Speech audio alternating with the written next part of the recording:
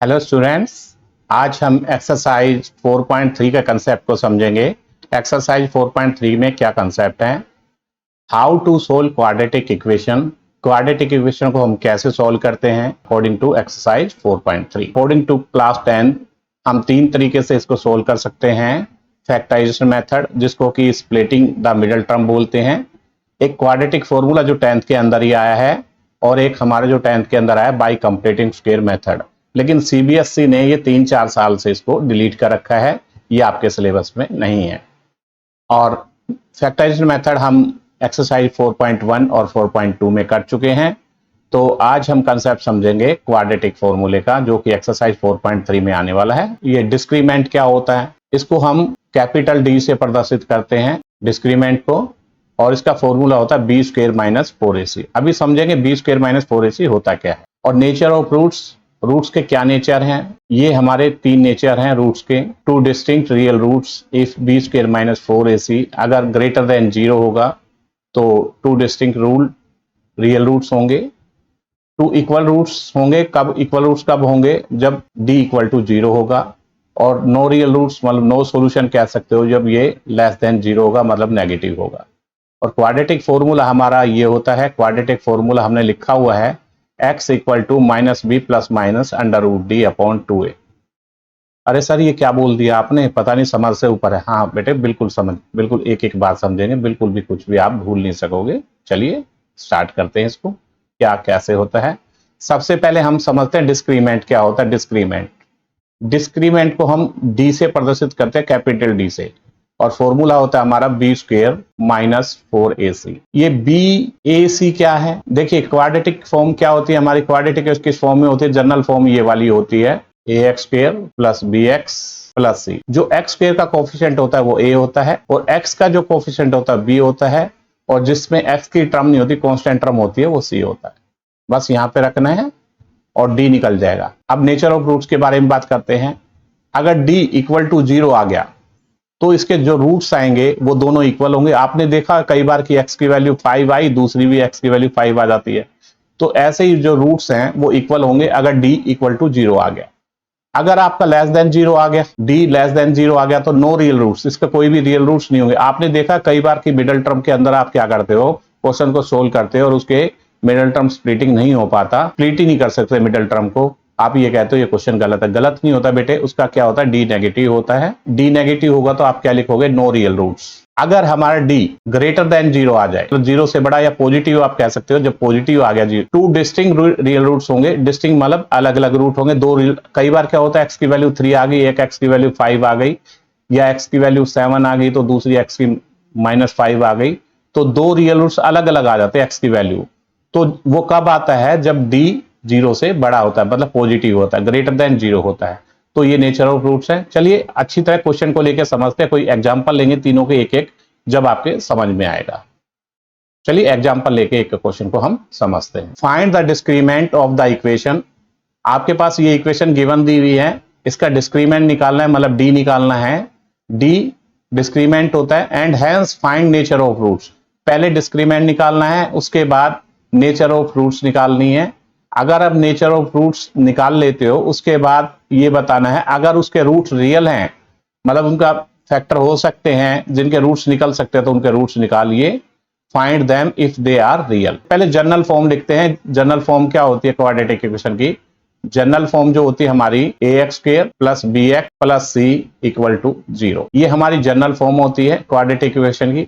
अब हम इस इक्वेशन को लिख लेते हैं, 2x square minus 4x plus 3 equal to 0। तो सबसे पहले एबीसी फाइंड कर लो। एबीसी क्या है हमारे, देखो एक्स स्क्वायर, यहाँ पे देखो एक्स स्क्वायर का कोफिशिएंट क्या है, ए है, तो यहाँ एक्स स्क्वायर का कोफिशिएंट क्या हुआ, 2। तो मतलब ये हुआ कि ए इक्वल टू क्या आया हमारा, ए इक्वल टू आ गया 2।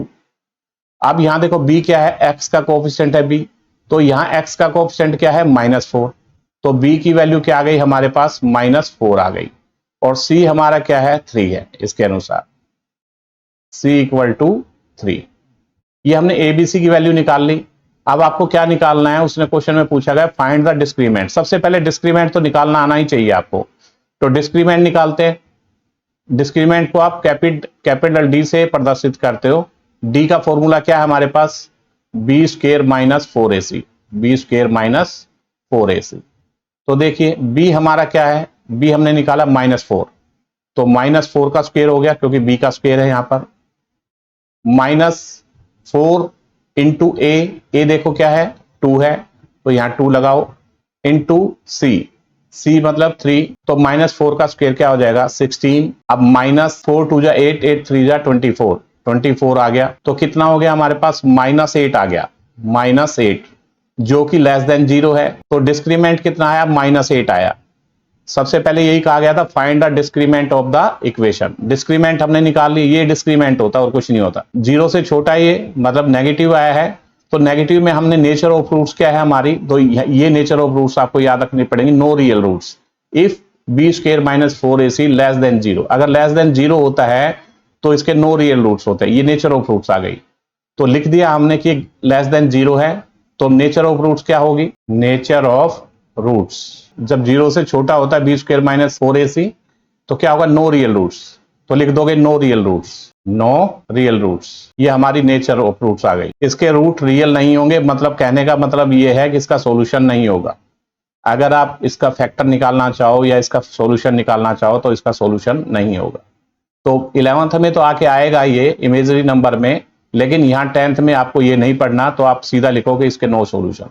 आप ये कह सकते हो इसका सॉल्यूशन नहीं है, नो सॉल्यूशन। अब क्वेश्चन में क्या पूछा गया था, hence find the nature of roots, हमने नेचर ऑफ रूट्स बता दिया। अगर उसने कहा कि रूट क्या है, रियल है, तो उनको निकालिए रूट्स को, तो रियल तो रूट है ही नहीं, तो यहां से इससे आगे ये सॉल्यूशन होगा ही नहीं, तो लिख दिया नो रियल रूट्स, क्वेश्चन यहीं पे फिनिश हो गया। चलिए इसका दूसरा पार्ट देखते हैं।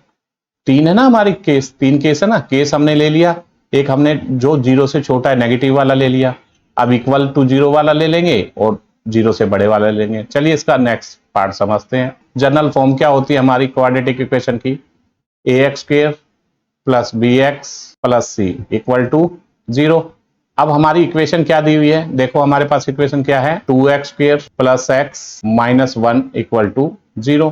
तो यहां से a की वैल्यू क्या आई, a की वैल्यू आ गई 2, b की वैल्यू क्या आई है हमारे पास, यहां देखो x का कोएफिशिएंट b है, तो यहां x का कोएफिशिएंट कुछ नहीं नजर आ रहा, तो यहां 1 है, तो b की वैल्यू क्या है 1 है, और c की वैल्यू -1, c की वैल्यू क्या आई है -1 आई है। तो अब आपको क्या निकालना है, डिस्क्रीमेंट निकालना है।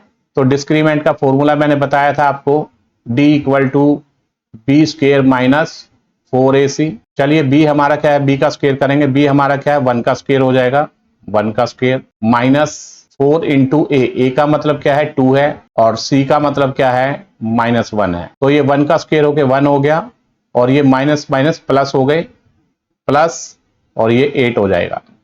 तो हमारा डिस्क्रीमेंट क्या आ गया, 9 आ गया। d इक्वल टू कितना आया है 9 आ गया। अब ये 9 0 से छोटा है या बड़ा है या 0 के इक्वल है, तो ग्रेटर देन 0 है, तो लिख दो यहाँ पे, बता दो कि ये 0 से बड़ा है। जब 0 से बड़ा है तो कौन सा रूल आता है, ये वाला रूल आता है, देखो ये लिखा हुआ 0 से बड़ा है, तो कौन सा रूल आता है, 2 डिस्टिंक्ट रियल रूट्स। इसके 2 डिस्टिंक्ट रियल रूट आएंगे, अलग अलग रूट, डिस्टिंक्ट का मतलब अलग अलग, कोई भी एक आ गया मतलब 5, एक आ गया 3, इस टाइप से कोई अलग अलग आएगा।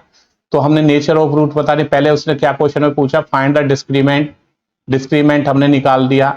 अब उसने पूछा find the nature of roots, nature of root क्या है, नेचर ऑफ रूट क्या ही नेचर ऑफ रूट्स, देखो 0 से बड़ा तो कौन सी होगी, ये है nature of root, 2 distinct real roots, लिख दो आप 2 डिस्टिंक्ट रियल रूट्स, इसके 2 अलग अलग रियल रूट आएंगे, नेचर ऑफ रूट हो गई। अब उसने पूछा अगर ये नेचर ऑफ रूट रियल है, तो रियल है, बिल्कुल रियल है, तो फाइंड देम, उसने कहा कि रूट्स निकालिए। डी निकालने के बाद में आपको क्या निकालना है, रियल रूट्स निकालने हैं, इसके रूट्स निकालने हैं। तो रूट्स निकालने का हमारे पास फॉर्मूला है, ये रूट्स फॉर्मूला क्या है हमारे पास, x equal to minus B plus minus D. Plus minus का मतलब क्या होता है, एक बार प्लस करना है और एक बार माइनस लेना है, इसको plus minus D upon 2a।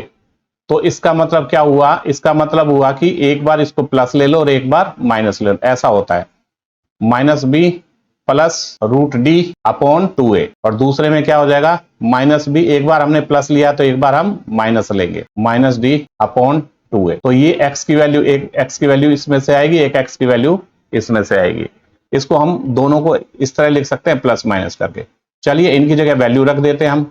तो x इक्वल टू क्या आया हमारा, x में फॉर्मूले में देखो क्या है, माइनस बी, माइनस तो फॉर्मूले का। अब b हमारा क्या था, b देखो हमारा क्या था, 1 था, x का कोएफिशिएंट होता ना b, तो यहां क्या था 1 आ गया।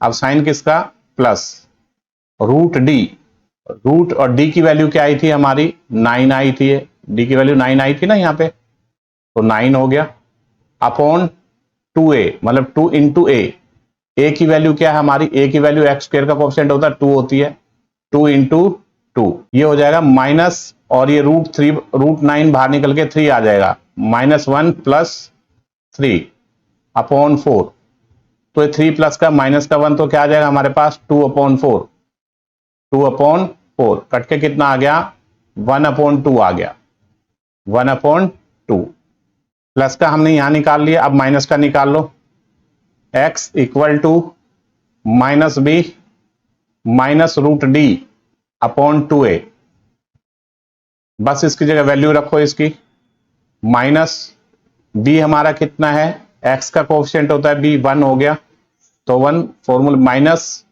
रूट डी, डी कितना आया था हमारा 9 अपॉन 2a, 2 इंटू 2, ए की वैल्यू 2 थी, इसको सोल्व करो, ये 3 बाहर आ जाएगा निकल के अंडर रूट 9 से, तो कितना आया हमारे पास -1 माइनस 3 अपॉन 4, माइनस माइनस क्या हो जाएगा प्लस हो जाएगा, साइन माइनस का ही रहेगा, -4 अपॉन 4 कट के क्या आ गया -1 आ गया, -1, तो रूट्स जो आए हैं एक तो 1/2 आया है, एक -1 आया है।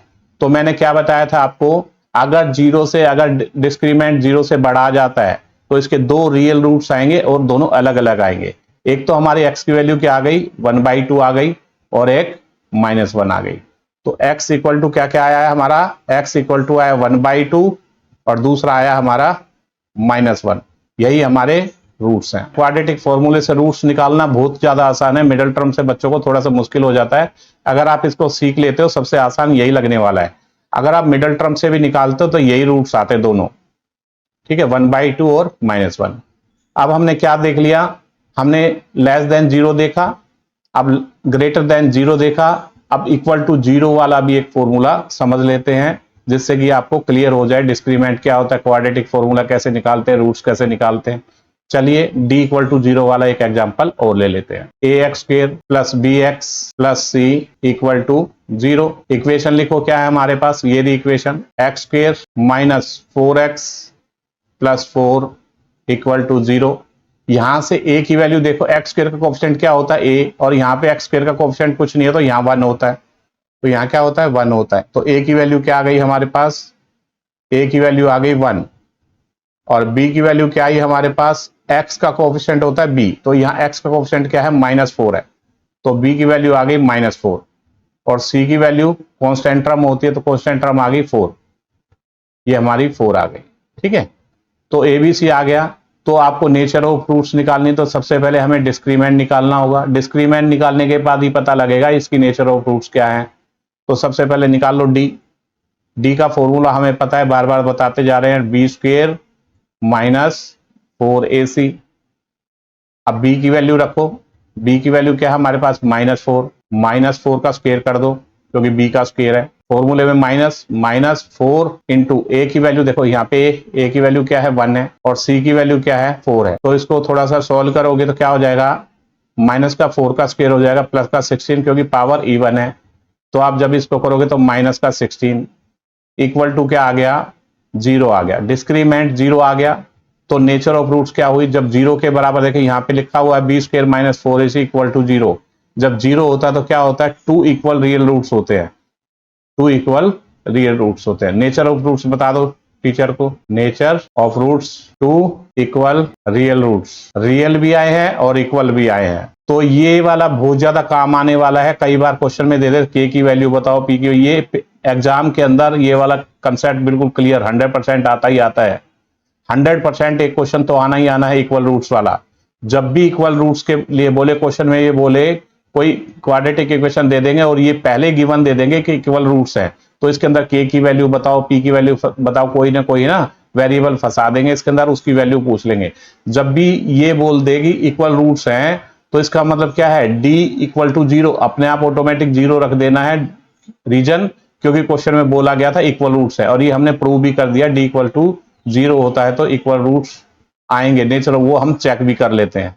दोनों के आंसर x की वैल्यू की दोनों की सेम आएगी। रूट्स निकालने के लिए हमारे फॉर्मूला क्या था, ये रहा हमारे पास क्वाड्रेटिक फॉर्मूला। रियल रूट्स हैं तो ये वाला x की वैल्यू आ जाएगी, लिख दो एक बार, x equal to minus B plus minus root D upon 2a। जब भी इक्वल रूट्स आ जाते हैं तो आपको ना प्लस माइनस रूट डी लिखने की जरूरत नहीं होती, क्योंकि ये 0 ही आएगा, यहां पे 0 आएगा तो इसकी कोई अहमियत नहीं रह जाती।